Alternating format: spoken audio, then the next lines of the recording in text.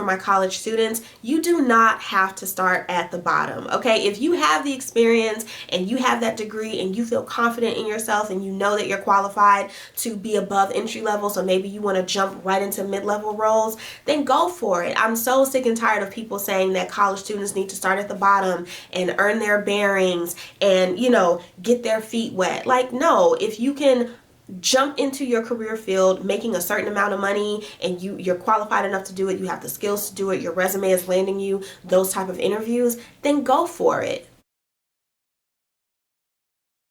Hey you guys, welcome back to the official Thompson Resume Writing Company YouTube channel, where I share weekly tips and hints on how to update, refresh, and or prepare your resume and LinkedIn profile for your job search, along with some career advice, some job search tips, and some personal stories of my own. I am Tamika Thompson. I am the owner and resume writer at Thompson Resume Writing Company, and I specialize in transforming bland, lackluster resumes and LinkedIn profiles into powerful selling tools that help corporate mid-level, management, and executive professionals land interviews 2 times faster. If you are new to my channel, welcome, and I'm so happy that you're here. If you clicked the thumbnail video and found it interesting, I hope that you find it helpful enough and enough value in this video to go ahead and hit the subscribe button below and join my YouTube community. If you are a returning subscriber, thank you so much for staying loyal to my channel and helping my channel grow. Oh my goodness, I can't believe that we are already on the road to 200 subscribers. Thank you for liking the videos, commenting on the videos, sharing the videos, telling other people about the videos, sending people to my channel. It does not go unappreciated. So now that we got that out the way, because y'all know I always have to show love at the beginning of the video, today's video is specifically for my college graduates, my people who have just crossed that stage or earned a certification program, completed a training. This video is specifically for you. I am going to be providing you with some tips on how to show employers your value or your potential value, even though you've just completed your program and you may not have experience just yet. Because like I said in my Ages Improved resume tips video, everybody has value, period. I don't care if you have 35 years of experience, you have 6 months of experience, or you have no experience just yet. You have something to bring to the table, and I'm going to tell you how to craft your resume in a way that is going to show that. Here we go. So first things first, like for real, congratulations, like round of applause to you. You graduated during like a whole pandemic, and school is hard enough, like undergrad, masters, like any program, school in general is hard, okay? Period, point blank. I just have to say that it is hard. But doing it during a pandemic, I can't even imagine. So shout out and kudos to you guys for pushing through. I can only imagine the obstacles that you all face trying to complete your degree in the midst of a pandemic for the past 2.5 to 3 years. Doing your classes remotely, trying to find remote internships, maybe, you know, having courses that you were supposed to take pushed back because it's not available, having to possibly move out of the dorm rooms to go home to quarantine. Like, it has been a lot. So congratulations to you all for pushing through and sticking through the semester or the year or the program. These past 2.5 years have not been easy. So I definitely have to give you all your props because y'all are the truth. And special shout out to my baby sister who graduated from Northern Illinois University with her bachelor's degree in kinesiology. I and my mother, our entire family, are so super proud of you. And again, congratulations to all of the graduates. So you've crossed the stage, or you've gotten your diploma, you've completed all your credits, and now it's time for you to hop into the job market. Most college students feel like because they maybe only have a couple of internships, or they've only held a couple of maybe on-campus jobs, or maybe they were in some maybe campus-based organizations, they don't have any experience. Experience sometimes is only seen as you've worked a traditional 9 to 5 corporate job, but that's not always the case. And especially with college students, even though you may not have worked a full 9 to 5 just yet, does not mean that you do not have value and that you don't have anything to bring to the table. It is intimidating hopping into the job market as a recent college graduate because you're competing with all of these people who have years of experience, may have more education than you, and all of that can make make you feel like you shouldn't apply to the job, or you're not worthy, or you're not valuable, or there's nothing that you can bring to the table, which is completely not true. I am here to tell you that that is not true. But years ago when I graduated college, I remember feeling the exact same way. For college students specifically, your resume is going to be a little bit different because you may not have, again, that traditional 9-to-5 corporate experience, right? You may not have 5 consecutive jobs where you've been, an accounting manager or a senior accountant for the past 5 years. You've been in school for the past 4 to 5 years or the past 2 to 3 years, and maybe you haven't held your full-time job just yet. You've been working some part-time jobs on the side. You may have been involved in some campus organizations, but that counts, right? But even though it's not quote-unquote traditional or, regular experience, there is still a lot of value that college students have. And this video is going to provide you with some excellent tips on how to craft an entry-level resume that is going to take into account all of the experience that you have at your disposal. So internships, volunteering, if you're part of a Greek organization, or if you were part of some sort of a club, like maybe a Black student union, or you were part of the LGBTQ club on campus. I'm going to show you how to lay out your resume, what to include in your resume, what counts as experience, how to write your job bullet points, and more. So let's get right into it.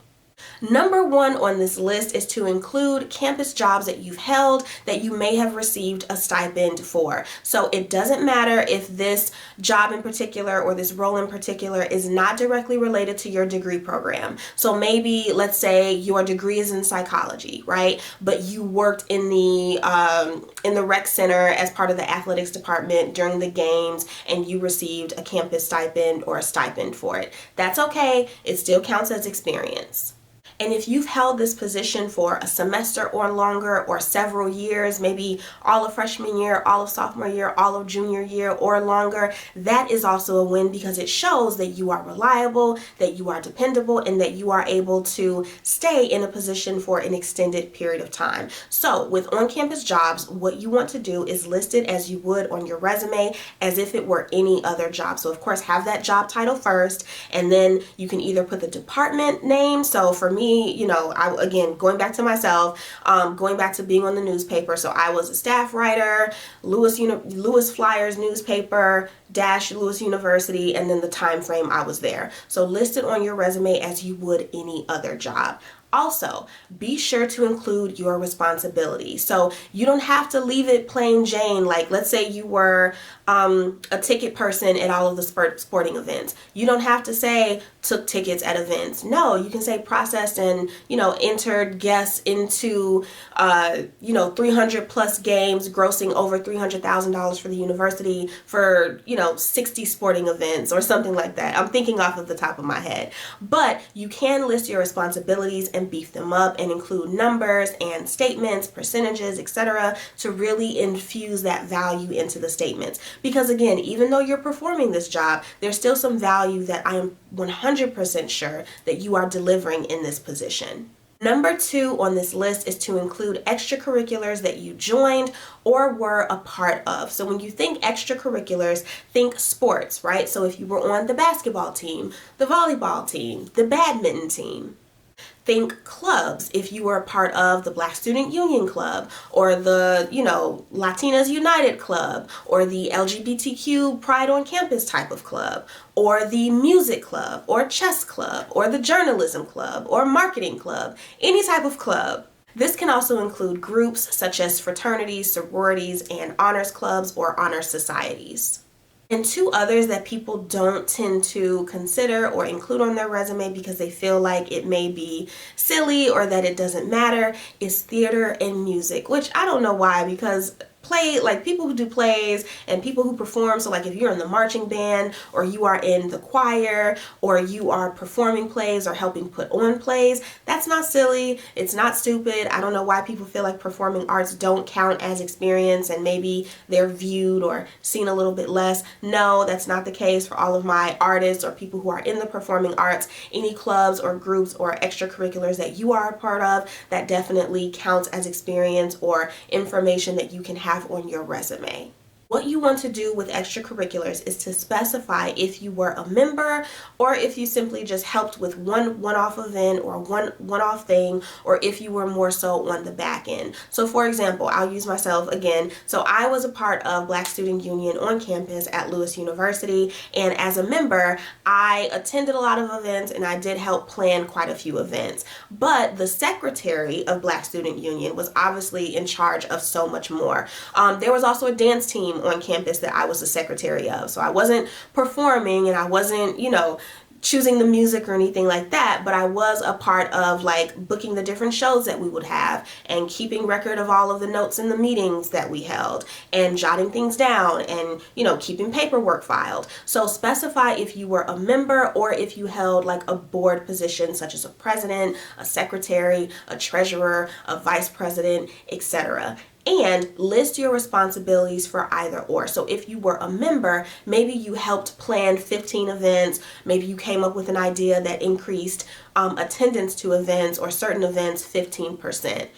If you were a secretary, talk about some of those things that you did, right? So how do you keep things organized? What's the volume of events or things that you planned, or the volume of paperwork or things that you keep record of or that you keep track of? How many meetings are you attending throughout the entire semester or throughout the month or daily or weekly, etc.?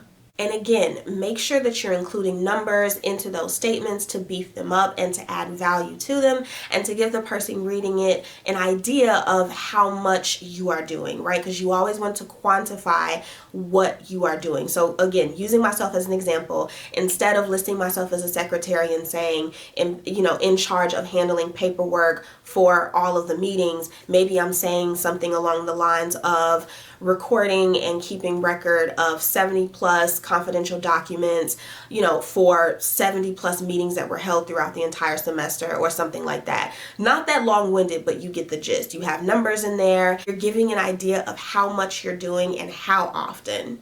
And the same as you would with that campus-based job that you're getting a stipend for, go ahead and give yourself a title so you can either list yourself as a member, as a secretary, or whatever your position was. If you are just a member, it's okay to say member and then put a dash in the name of the club or the name of the organization or the name of the group or whatever, and then you can have your school's name off to the side so that they know that this was something that you held or that you did specifically on campus.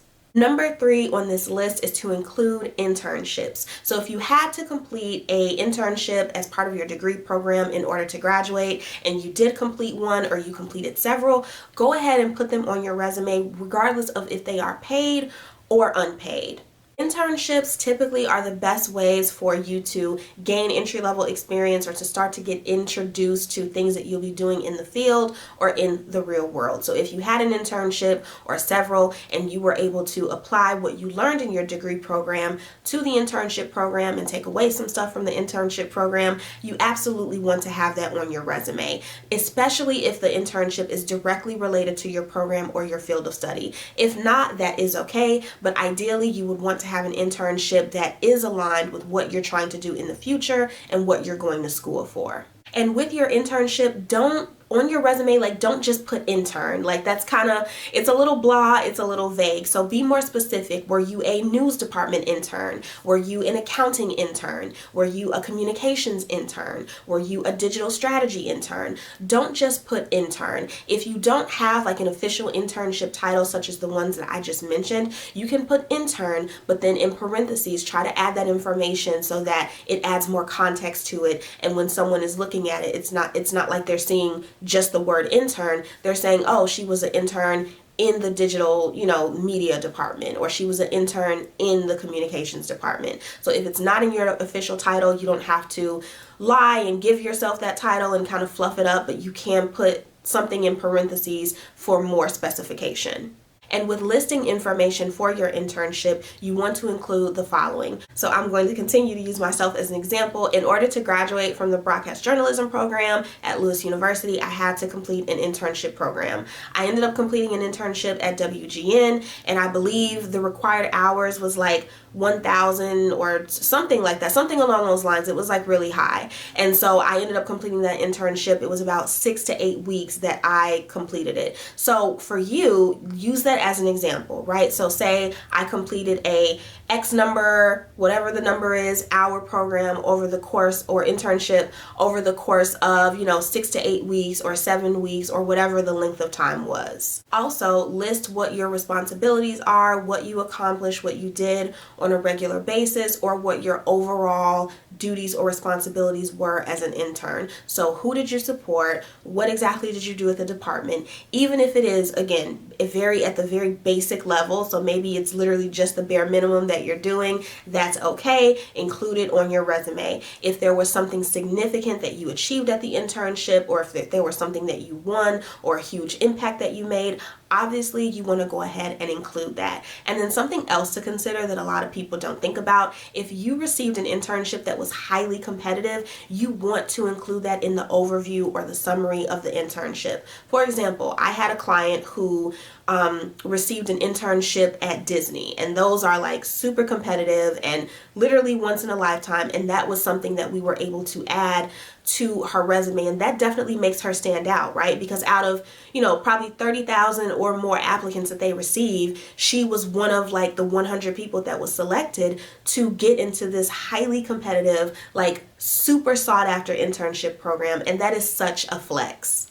And list as many internships as you have. For me, I think I did about 3 to 4, maybe even 5 internships throughout college, just because, overachiever me. So if you have 5 or 6 internships, put all 5 or 6 internships. If you just have the one, just go ahead and put the one. But list each and every single internship that you have had, anything that constitutes as experience, anything or any experience that you've had that has helped you learn something or grasp something or demonstrate your knowledge or proficiency in something, put that on that resume. Number 4 is to include part-time jobs on your resume, even if they're not directly related to your field of study or to your degree program. So again, using myself as an example, oh my goodness, I held so many jobs on campus. I worked for Sears, I worked for Walmart, I worked for iPass, Illinois State, Tollway Authority. Like, I had a gazillion part-time jobs, and even though they weren't directly related to journalism or marketing for communications, which was my minor, it was still experience, right? Even though it's not a part of your program, there are still a lot of things that you learn in part-time jobs. So while I wasn't filming news stories and I wasn't, writing stories, I was still learning effective communication. I was still learning relationship building. I was learning a lot about payment processing. Like, there are still some skills that you take away from part-time jobs that are not related to your field of study. You can put them on your resume. So maybe you're a nursing student, or you just completed your nursing degree program and you're working as a cashier at Target. That is okay. Even though you don't have nursing experience just yet, doesn't mean that you can't put that cashier position on your resume that you have at Target. Plus, Target is like $1 billion corporation. They're in the Fortune 500. So it's like, it's not a complete loss, and it's not something that doesn't hold any weight. So let's say you are going to school full time, you just wrapped up an internship, you're working a part-time job, and you're a part of clubs and organizations. That is major. That shows hella time management, hella prioritization, hella organization, probably some really good scheduling, and that is what employers want to see. So, and that may inspire some questions in the interview. How are you handling all of this? And you can map out your process for staying sane and being able to handle all of those things while being able to keep your grades up and things of that sort. And just listing off those couple of things alone can give you at least a solid 1-page resume if you don't have anything else. Next is to include links to papers, projects, and reports, or have them on standby to send as a follow-up once you send your resume through. So 4 years of a degree program, or 2 years of a program, or a 1-year program, I'm pretty sure you have a lot of content. You probably got some PowerPoints, you have some research papers with a lot of, different footnotes, and you have your sources cited. Maybe you have some projects that you had to complete. Maybe you have some group projects to complete with like a full poster board that you have to present, whatever. That counts as something that you can include in your portfolio. So maybe you are going to school for advertising and you don't have hands-on advertising experience just yet, but you had to do a 15-page, paper on something related to advertising. all of that 15 pages, now granted the recruiter or the hiring manager may not read all of it, but it's something that demonstrates your knowledge and your expertise. And even though it's not real world experience, that paper can show a recruiter or a hiring manager who's reading it, yo, this person really knows their stuff. Like, or if you have to present an idea or you have to analyze something or assess something, that can be impressive and work to your advantage. A big tip that I would recommend to college students and entry-level professionals, especially if you are just graduating from college, is to get a portfolio or an online website that can host or display some or all of your course related work, right? So get a web domain, get a simple website set up, put some of your sample research papers on there, put up some PowerPoint slides or some slide deck presentations that you've had to do, because that is going to demonstrate your competency and your comprehension of the knowledge that you've gained in the course. And it's also going to serve as somewhat as a real world example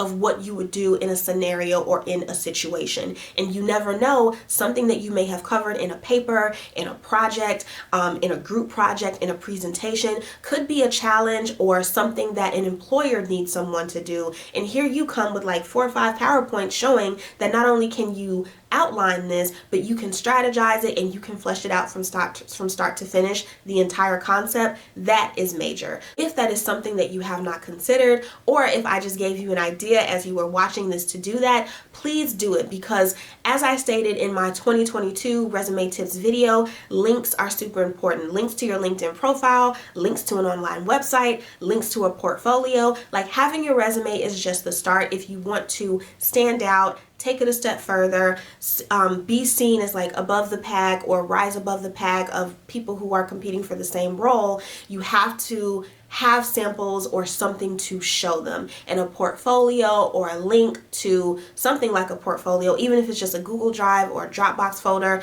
that just has a couple of papers on that, can help you do just that. The next piece of advice on this list is to tailor and target your resume for the job that you want or the job that you're trying to get, and do not focus on what you don't have. So what some college students will do is they'll target their resume, or they'll start their resume off with like recent college graduate or just finished like, don't do that, because it makes it seem like you're lacking confidence, like you don't believe in yourself, and you're kind of dumbing yourself down at the very beginning. And that's what we don't want to do. So instead of doing something like that or using terminology such as the one that I just listed, what you want to do is start your resume off with something like emerging marketing professional or up and coming project manager. You can even use wording like entry-level accounting professional.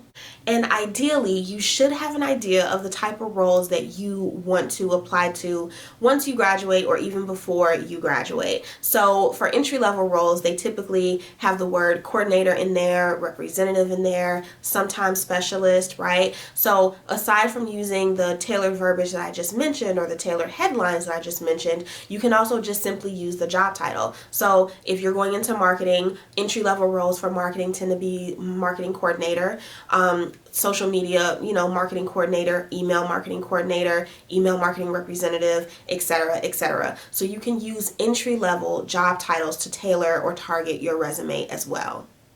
And something to add to this for my college students, you do not have to start at the bottom, okay? If you have the experience and you have that degree and you feel confident in yourself and you know that you're qualified to be above entry level, so maybe you want to jump right into mid-level roles, then go for it. I'm so sick and tired of people saying that college students need to start at the bottom and earn their bearings and, get their feet wet. Like, no, if you can jump into your career field making a certain amount of money and you're qualified enough to do it, you have the skills to do it, your resume is landing you those type of interviews, then go for it. And I say this to my college students the same way that I would say this to my experienced professionals.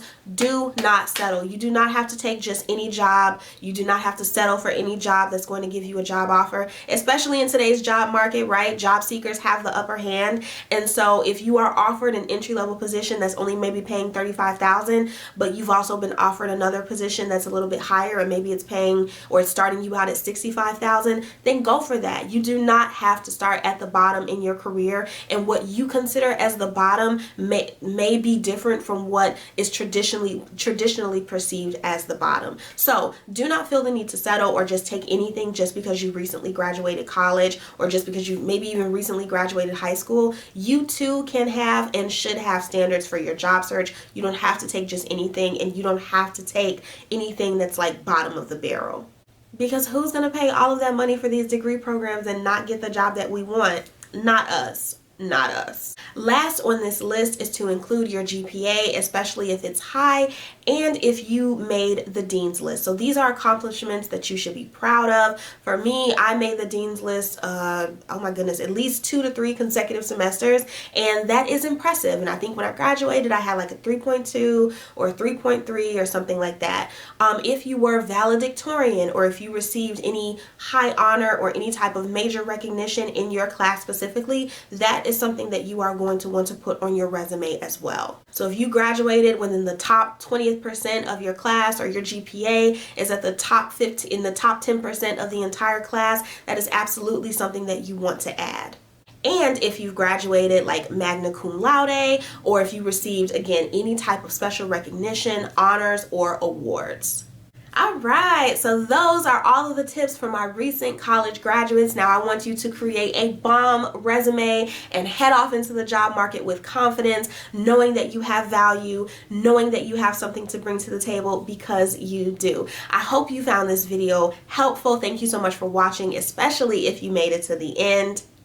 If you are a recent college graduate and you need assistance with your resume, feel free to reach out to me. I am accepting clients for the month of June. You can email me directly at hello@thompsonresumes.com, and you can also visit my website at www.thompsonresumes.com. Feel free to follow me on Instagram at _Mika Thompson, and you can send me a LinkedIn connection request. My profile name is Tamika Thompson. You can go ahead and search me and I will pop up. Last but not least, I want to encourage you to please subscribe to my Tamika's Career Tea email list, where you can expect to receive about 3 to 4 emails a week giving you tips and advice on resumes, LinkedIn, career, job search, and giving you first-hand access, or first access, to when my YouTube videos drop, and digital resources and freebies that I provide to my email community. If you are not subscribed to my channel and you like this video, go ahead and hit the subscribe button below. Again, thanks so much for watching. I hope that you found it helpful, and I will see you next week with another helpful video. Bye, you guys.